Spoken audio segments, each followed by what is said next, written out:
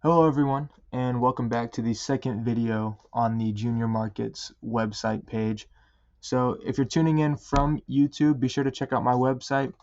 I go over stock market, investing, retirement strategies, all that type of stuff for new investors and younger generations such as myself if you're first getting into it. If you're here on the website, you should be on the 11 sectors page. That is where this video is listed.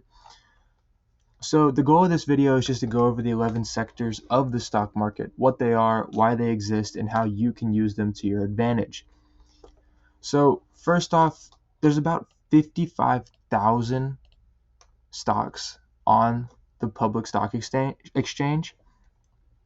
And so to make it a little bit easier, investors have broken these stocks up into 11 groups.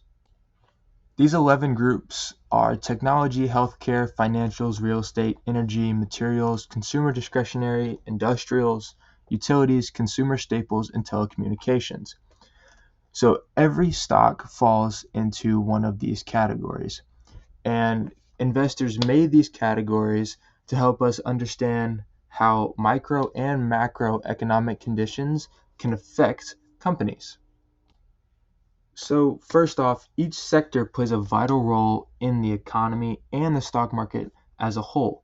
So for instance, let's use consumer discretionary. Consumer discretionary describes goods and services that are non-essential to consumers. This can be apparel companies, media companies, consumer durables, things such as makeup, and other things along those lines. So on the other hand, looking at things like utilities, this is things such as electric, gas, water. These are necessities that people will use every single day.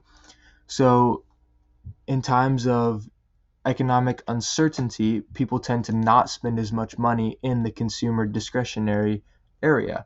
Things such as makeup and on media and clothes. People don't spend as much during a recession or when money is tight, whereas things such as utilities, people will continue to buy because everyone needs water, gas, and electricity.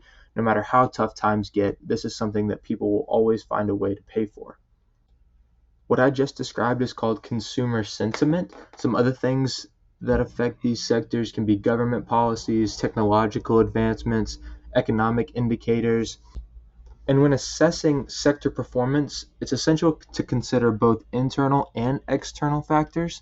So internal factors can include things such as company earnings, growth prospects, and industry trends, whereas external factors are more macroeconomic conditions such as geopolitical events, regulatory changes, such as war or political instability.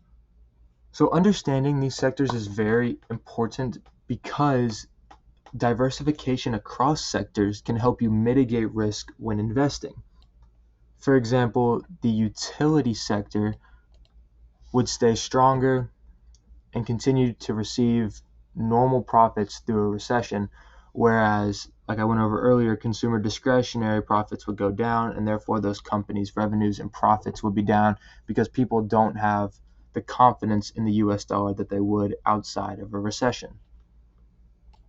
So this means that you have to understand at least a little bit about all of the 11 sectors so you can understand how news and internal factors such as company earnings affect each one of these sectors. So that when something happens, such as a Russia and Ukraine war, you can understand how the companies you're invested in this sector are going to be affected.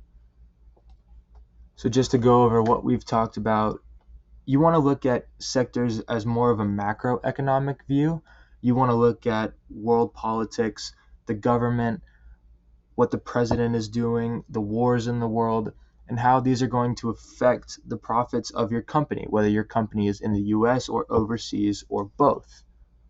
So, like I said, it's important to understand all 11 of these sectors and then choose a few that you find the most interest in because it's easy to learn about a company that you're interested in and become really proficient and knowledgeable on one or a few of these, such as I love the automotive industry.